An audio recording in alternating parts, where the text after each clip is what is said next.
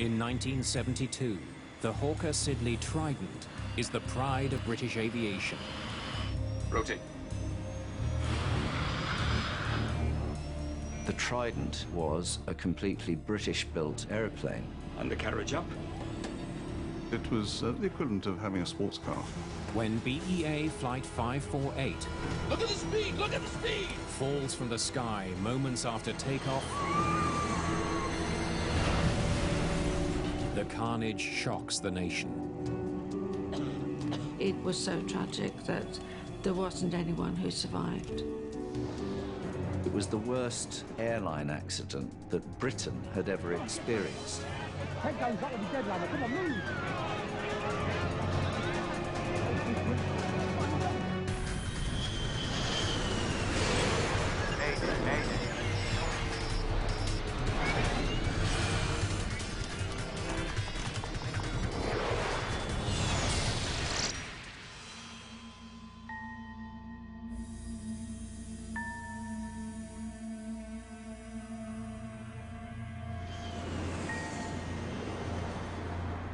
London's Heathrow Airport. Beeline 548 requesting start. The crew of British European Airways Flight 548 is completing final preparations for an afternoon flight to Brussels. Looks like the weather's going to give us a bumpy ride today. Beeline 548 cleared for start. Captain Stanley Key was supposed to have today off, but was called in at the last minute. Key is a former RAF pilot and one of the airline's most qualified captains. Start, Master. On. Captain Key had been on the aircraft for a long time, so he's very experienced, and if you expected to fly with him, you expected to fly to the book and to do it accurately with no arguing. Many of the 112 passengers are business travelers, taking advantage of BEA's rapid service to Brussels. The jet-powered Trident can make the trip in just 45 minutes. The Trident was really a competition for the propeller and the turboprop aircraft, which were much slower. So you now had an aircraft which was fast, it flew above the weather, and it was halving the time to European destinations, which was an enormous economic advantage to the airline. It takes 3 pilots to fly the plane. Droops down. Jeremy Keeley is the co-pilot. Flaps 20.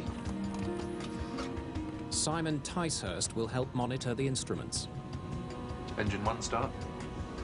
Engine 1 start. It was an immensely popular airplane because it was the equivalent of having a sports car. It had a terrific performance. It had very powerful controls, which were all hydraulic. It was a delight to fly once you got used to it. Today's flight is getting off to a slow start. The airline has told the crew to wait for some last-minute passengers. Another flight crew needs a lift to Brussels.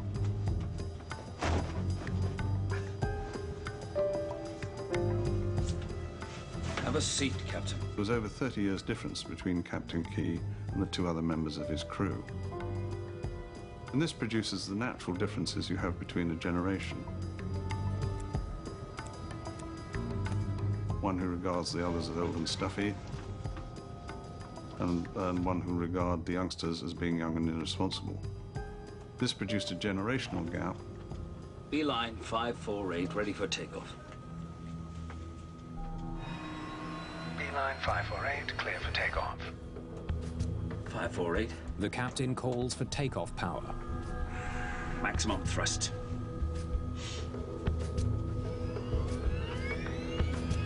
The Trident gets its name from its 3 rear-mounted Rolls-Royce engines.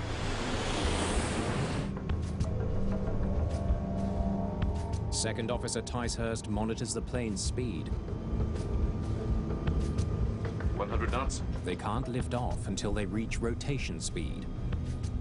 139 knots. Stopwatch on.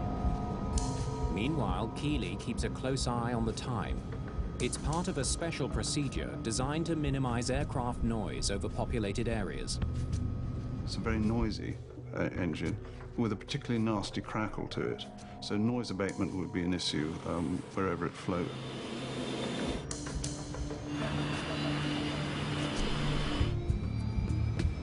Rotate.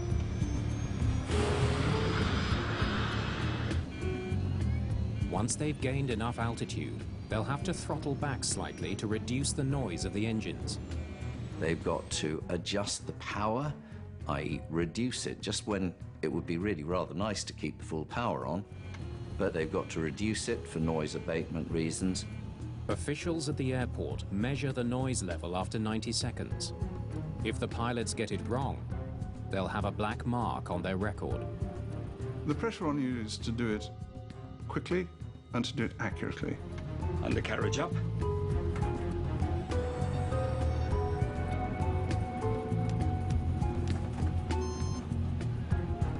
$60. As the plane climbs, passengers are rocked by turbulence. It was a gusty day, and gusty days give you a bumpy ride. Left heading 145. Heading 145. The plane's flight plan calls for a left turn just after takeoff, taking it east of the town of Staines before it flies on to Brussels. Beeline 548 climbing as cleared. 548 airborne at 09. Good day. Roger. Keeley prepares to throttle back the engines. If he does it too soon, the plane won't have enough power to climb. 75 seconds. He'll have just 5 seconds to get it right. There is a lag in the time that the engines take to respond to that, and on occasions you can actually reduce the power by more than you intended, and it would take a while to actually get the engines to settle. 85 seconds. 90 seconds. Keeley reduces power just in time.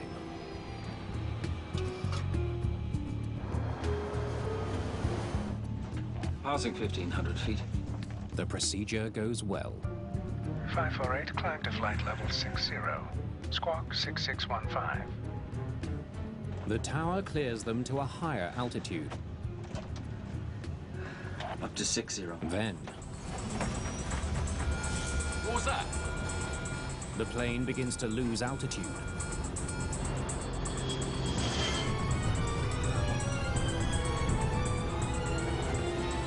Look at the speed! Look at the speed! The airspeed dropped quite rapidly. There was then a very high rate of descent. They were just passengers in their own aircraft.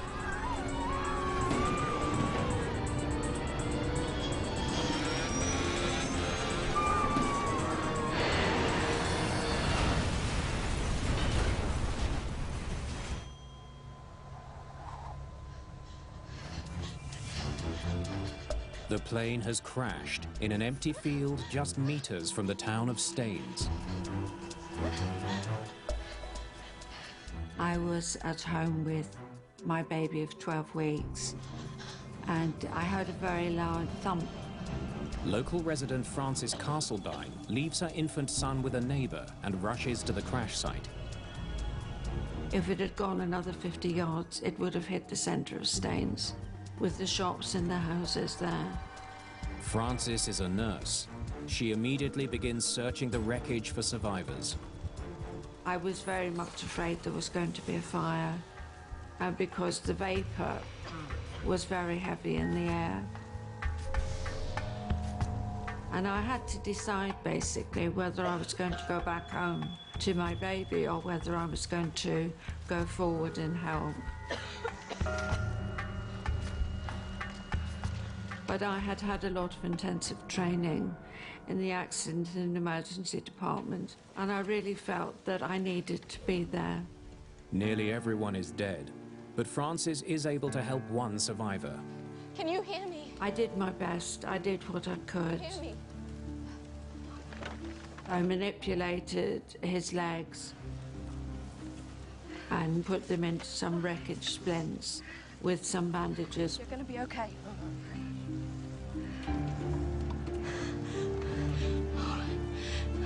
Hey! Hey! The man's injuries are too severe. Despite her quick response, he soon dies. It just was so tragic that there wasn't anyone who survived. All 118 people aboard BEA Flight 548 are killed. This accident was pretty horrifying because it was the worst airline accident that Britain had ever experienced, and BEA was reckoned in those days to be the kind of airline that just didn't have crashes, and this time they did. Head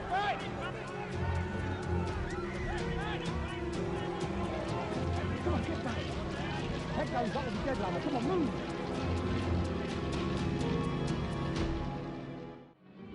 Flight BE548 en route to Belgium crashes in a field not far from Heathrow and only a few feet from houses in the main road. News that a plane crashed and narrowly missed the town of Staines is soon the top story across the country. Within an hour, the news reaches Chris Pollard, a new investigator with Britain's Accidents Investigation Branch.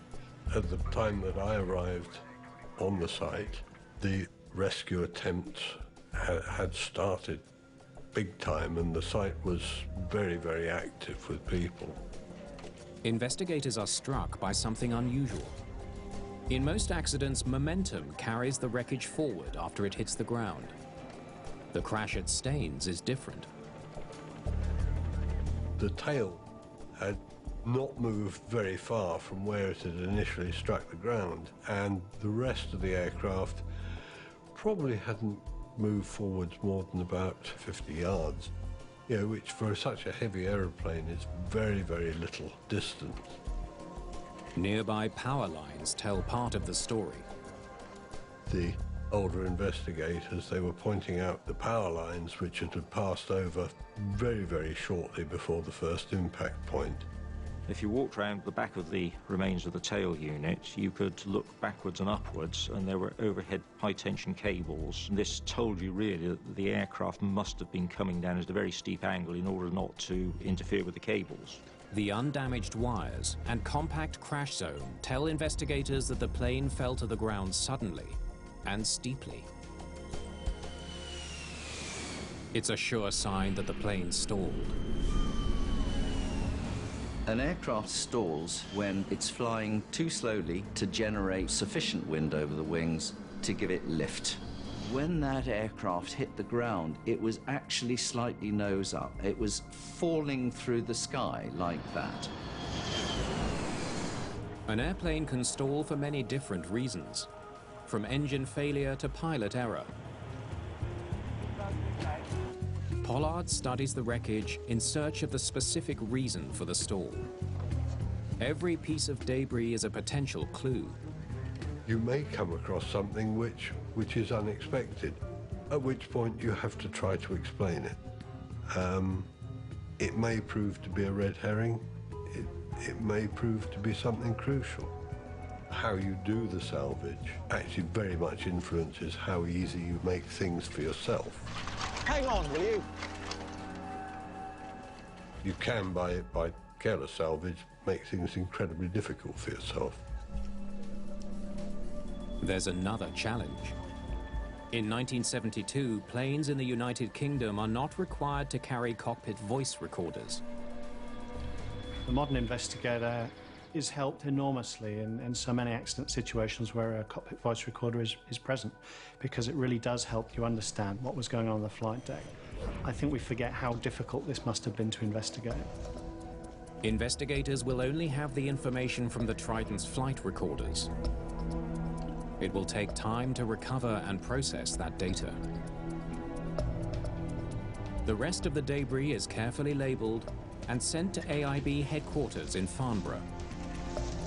All this has to get back to the hangar.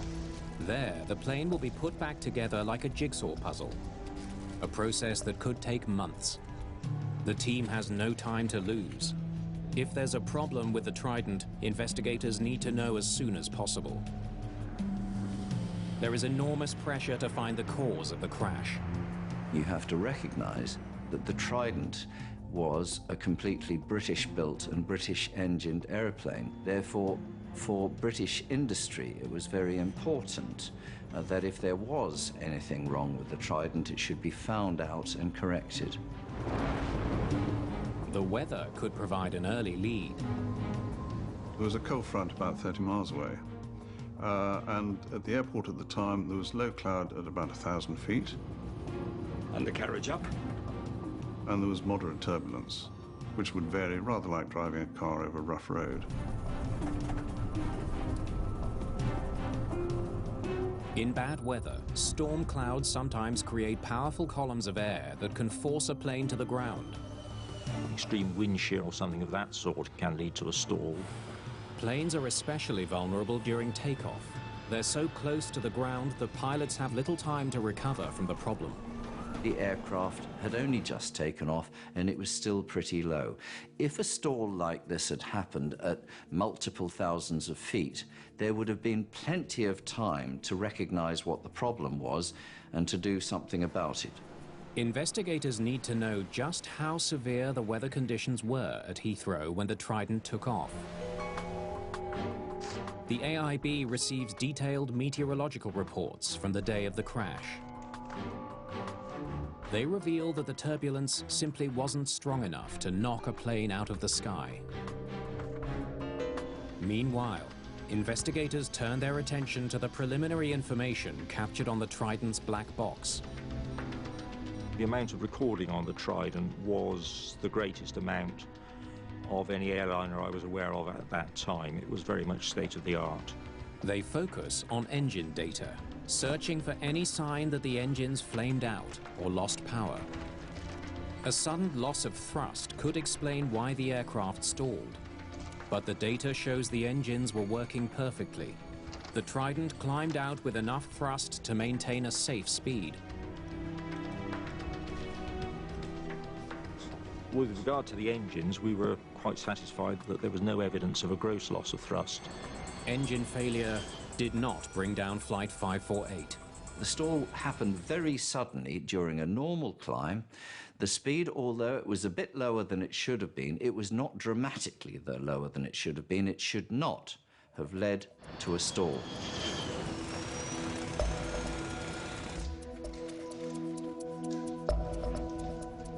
At AIB headquarters, the engineers concentrate on piecing together the wreckage. When you do a reconstruction for investigation, the best technique is to try to lay the wreckage out in plan form, so that in essence you know automatically if you're looking for a particular bit, you know where to go for it. By testing the reassembled systems, investigators should be able to tell if there was a broken part or faulty mechanism that could have caused the stall. They soon notice a problem. That can't be right. A lever is set to an unexpected position. It's used to operate crucial lift devices on the wing, known as droops. It could be seen that the droop lever was in the retracted position. Droops are aerodynamic surfaces that can be extended from the front of the wing. They increase lift during takeoff to help the plane climb. The front section of the wing was hydraulically powered and would lean and droop forward to give an extra curvature to the wing, and at lower speed that would give you extra lift. Droops should only be retracted once the plane has enough speed to maintain lift without them. If one of the pilots pulled in the droops too early, it would have instantly put the plane into a dangerous stall.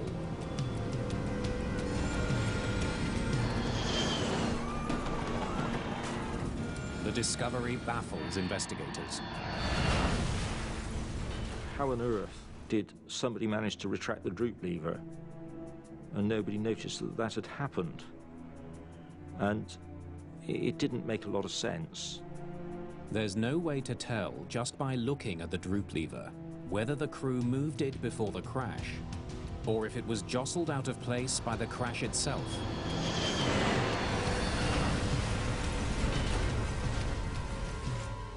It might even have been moved during recovery operations. Hang on, will you? We had the whole of the droop system laid out on tables in front of the wing. To determine how the all-important lever was last moved by the crew, Pollard must carefully examine the cables connected to it. The droop lever operated a cable system which went down to the drive motor and selected a position which the drive motor would drive to.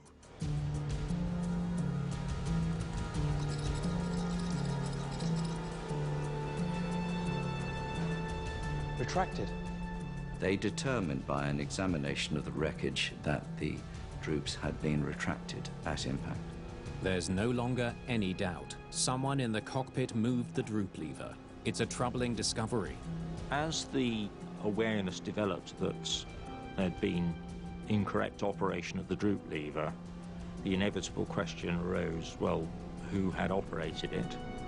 The deadliest aviation accident ever to occur on British soil was caused by pilot error. This prompts urgent questions about the mental and physical state of the crew. Autopsies are always done on flight crews if they don't survive an accident. A very simple thing is they want to find out whether there was any alcohol or drugs in the blood of the pilots. While pathologists search for a physical cause, Put up the personnel records, will you? investigators focus their attention on the pilot's history. The technical investigation at Staines had to rule out technical causes of the accident. And when it had done that, it really needed to look at the performance of the crew. Why did they do what they did, or why did they not do what they may have done on the day? They study the captain's previous flights. He has an impeccable reputation. Captain Key was a very experienced Trident pilot. He had over 4,000 hours, and he was an experienced captain as well. His climb-outs from Heathrow are almost always flawless. Undercarriage up. But on the day of the crash, he does things differently. Let me see those airspeeds from the day of the crash. Thanks. Beeline 548 climbing as cleared. 548 airborne at 09. Good day. Roger.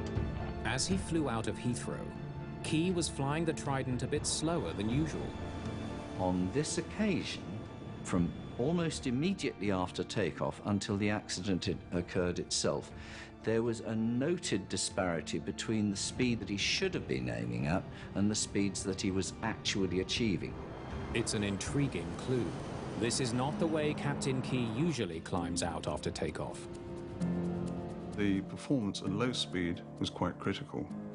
The aircraft relies on its speed to provide lift.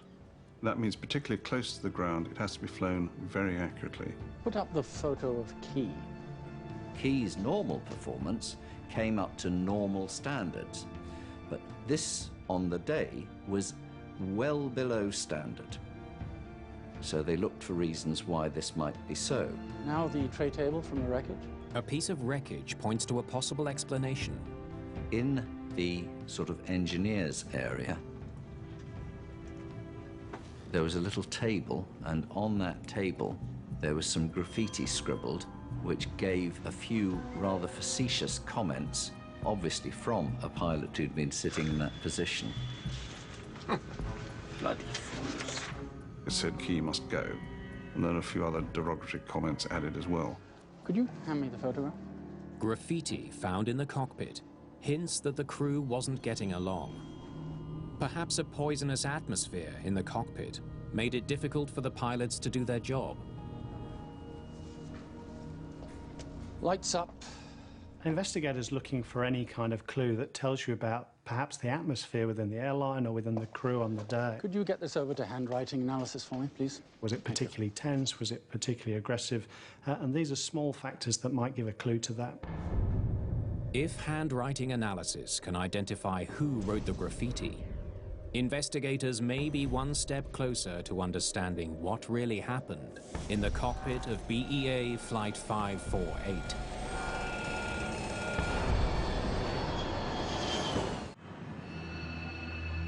Investigators interview other BEA pilots to find out all they can about Captain Stanley Key and his crew. I hear you're someone we should talk to. Yeah. I need to tell you what happened. Pilots at British European Airways are on the verge of a strike. Captain Key is seen by many as a company man. There was work to rule going on. Most of the co-pilots, which included me, were working to rule, and he thoroughly disapproved of this as not being a professional way to behave and was leading a campaign against it. According to witnesses, things came to a head 90 minutes before the flight to Brussels. I'd say it was just a couple of hours before the flight when it all happened. Captain Key? I hear the battle's starting to go our way. What did you say? I just meant that... You know that during the war we flew in real battles? Captain Key was very, very angry, felt very passionate this strike should not go ahead. Like some selfish, pampered, immature crybabies making a lot of ridiculous demands. Look here, just because your lot flew in the war... And as for your refusal to... Witnesses describing Captain Key's outburst at this other pilot described it as being just exactly that. It was a real outburst, a tirade. You ungrateful bastard! If you're flying that plane for money, then you're in the wrong profession. I think we better agree to disagree. Bunch of fools. The argument is so severe that investigators consider an unusual theory. That the captain's agitation interfered with his ability to fly the plane. Bloody fools. 548, climb to flight level 60. Squawk 6615. Distracted and angry. Up to 60. He might have pulled the droop handle without thinking. The multiple warnings would have added to his confusion. If you go from what is apparently a normal flight into something which is seriously dangerous, it will produce a shock response. And that means your ability to think clearly and to act decisively is very difficult. When you've got that queued up, let me listen to it, will you, please? Thanks. Although the Trident is not equipped with a cockpit voice recorder, Beeline 548, ready for takeoff. the captain's conversations with air traffic control are recorded. Beeline 548, clear for takeoff, 28 right. 548.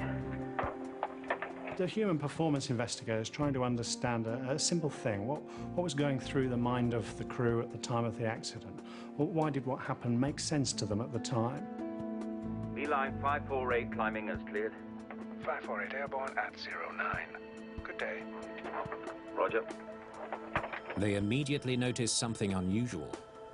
Captain seems awfully quiet.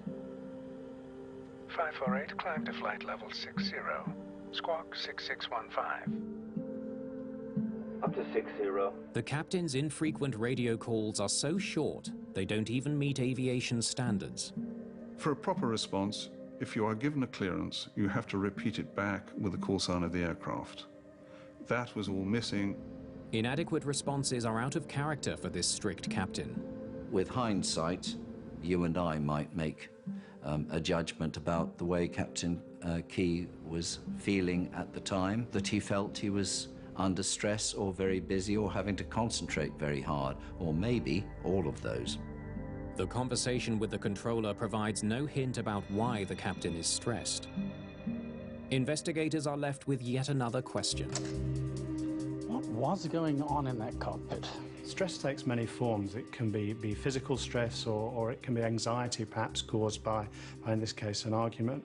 And all of those things will add workload to our brains and reduce our ability to deal with things. Results from the handwriting analysis are in. These are similar C's on the BOAC and on license. Discovering who scrawled graffiti in the cockpit could be the break investigators need. Simple enough letter that could be. The sample is similar to the co-pilot's handwriting. There's more of those D's. But experts conclude it's not a match. They never positively identified the handwriting and the graffiti as definitely being one of the pilots who was in that crew. It's another dead end. Investigators are no closer to understanding why BEA Flight 548 ended in tragedy. Right, could you show me some of the switches on the Trident here? Desperate for leads, they travel to BEA's flight simulator outside London. The team hears about a nagging problem for pilots of the Trident plane. The handle used to retract the droops is nearly the same shape as the one used to adjust the flaps. I can see why you confuse them.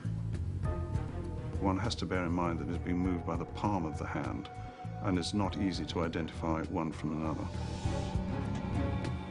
Beeline 548, climbing is cleared. It's the co-pilot who's supposed to raise the flaps after takeoff. 548 airborne at 09. Good day. Roger. But the third pilot sometimes helps out. 85 seconds. The noise abatement procedure added to the pressure. If the flaps were already up, it would be all too easy to pull in the droops instead. There were circumstances under which it would be possible quite easily to retract the droops early, and that could be catastrophic. If their theory is right, investigators should be able to find other cases where pilots made the same mistake. The team reviews the flight records from nearly 100 other Trident flights. It's not just this crew. They find 2 near accidents where pilots pulled in the droops by mistake. It's suddenly beginning to look like the captain's argument in the crew room had nothing to do with the accident. Poor design may be the real cause.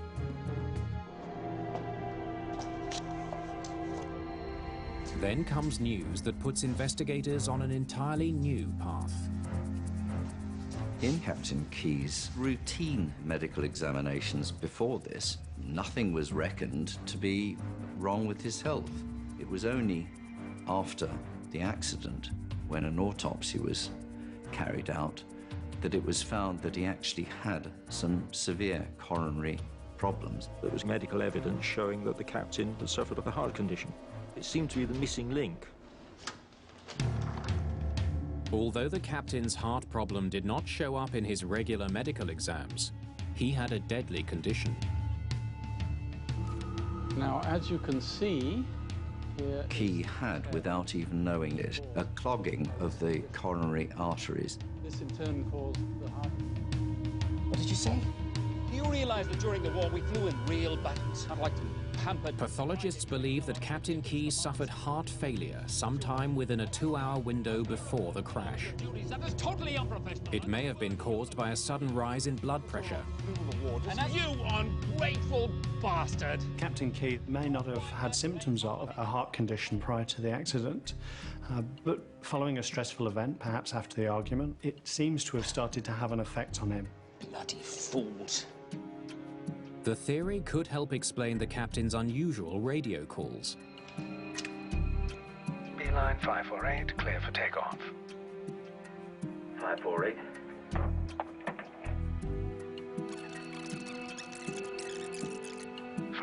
Climb to flight level 60. Squawk 6615. Up to 60. If Captain Key was in enough pain, he would have kept his replies as short as possible. His discomfort might even explain why the droop lever was pulled too soon. His level of pain would have increased over the period up to a point where he would have become partly or totally incapacitated. Anything from what may feel like heartburn or indigestion through to a violent pain close to death. If you're flying that plane for money, then you're in the wrong profession. Finally, investigators have a possible explanation for what happened in the cockpit of Flight 548.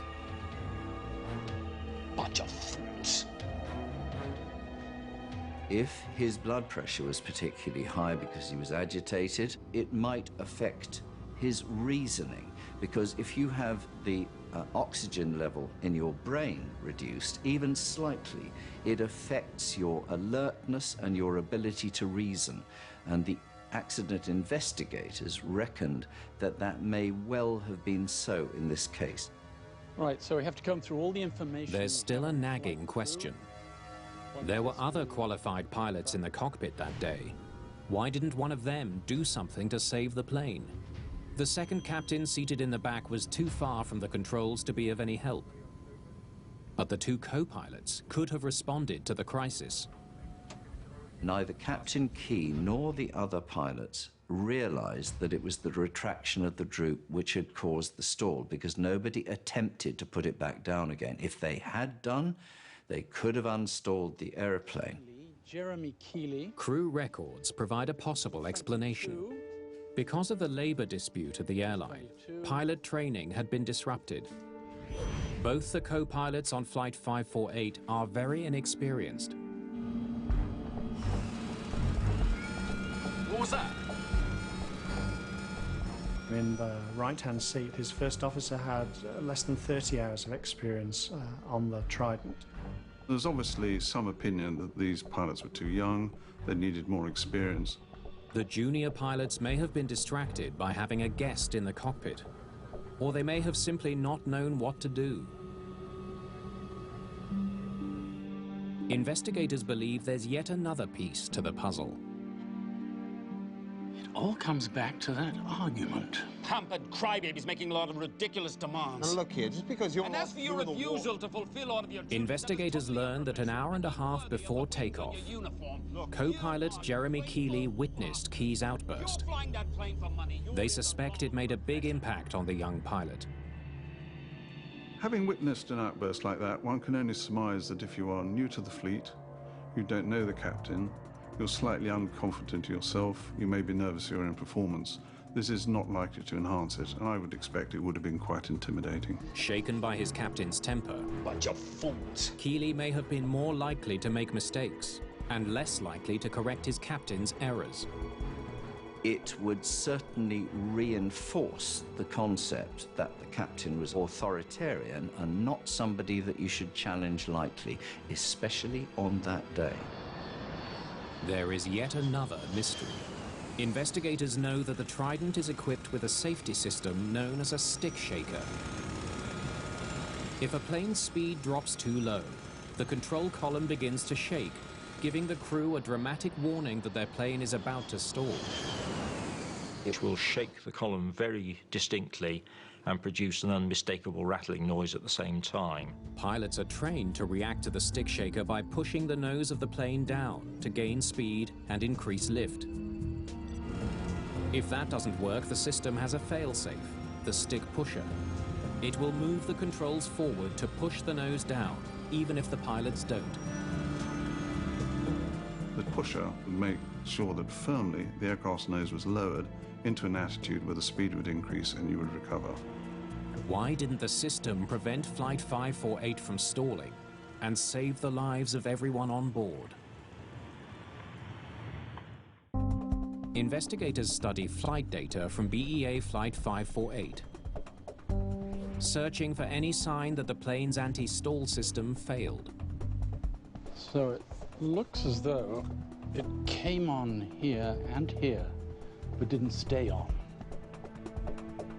The data shows that the stick pusher did engage, but it didn't stay on long enough to prevent the crash.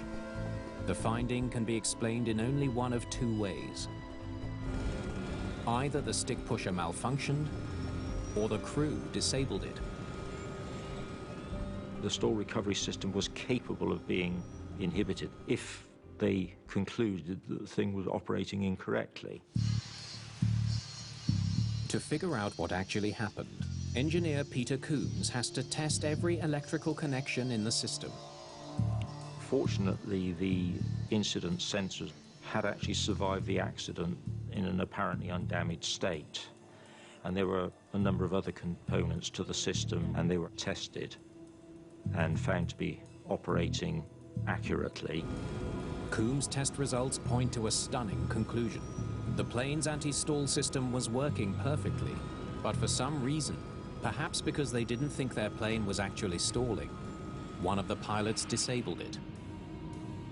By pulling out the stick pusher, by disabling it, they took away the natural stall recovery of the airplane and took the aircraft back into the stall. And after that, they were doomed because the aircraft didn't have enough height left to recover from the stall.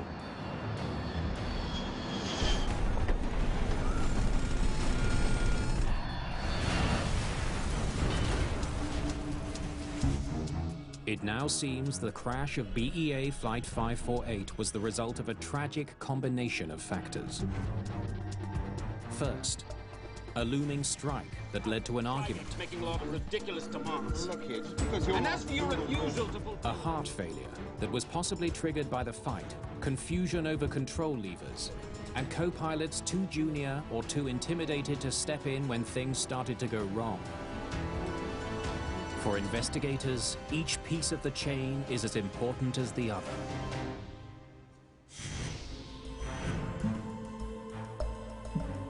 Trying to solve something that's enormously complex, there's likely to be lots of small factors that influence any accident, no one simple thing.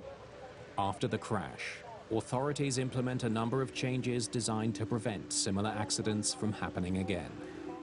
Handles on the Trident and other planes are redesigned to eliminate the possibility of confusion.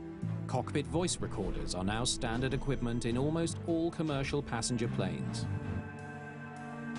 Somebody, and we're never quite sure who it was among the crew, somebody retracted the troops early, and the conclusion of the investigators in this case is that they could more likely have determined who was doing what in the cockpit if they had been able to judge what the pilots were saying to each other. Cockpit voice recorders provide a major source of information for nearly every crash. But some experts don't think the recorders are enough. Listening to a cockpit voice recorder rather resembles watching a television program with the picture switched off. It's quite difficult to work out what's going on, and on a flight deck, a lot of communication is by gesture. One of the recommendations for flight decks now to help investigators is that there should be permanent filming of what happens on the flight deck.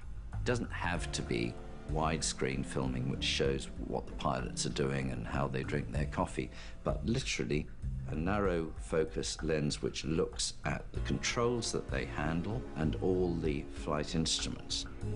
So far, there are no legal requirements for the new technology, but some aviation authorities promote the voluntary use of cockpit image recorders.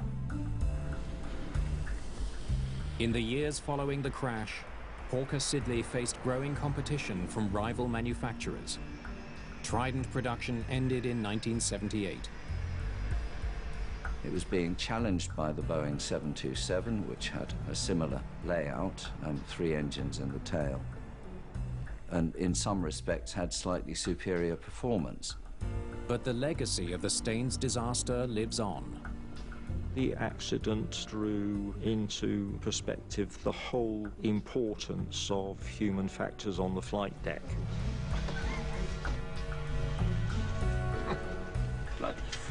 Nowadays, the way that crews interact together is taken very much more seriously. The modern airline is operated very, very differently. The way the crews handle things has improved. It's a much better and safer world. The regret is we've had to build it on the death of 118 people. Unlock the secrets of vast engineering projects designed to further Hitler's plan of conquering a continent in a Nazi megastructure's double bill tomorrow from 9.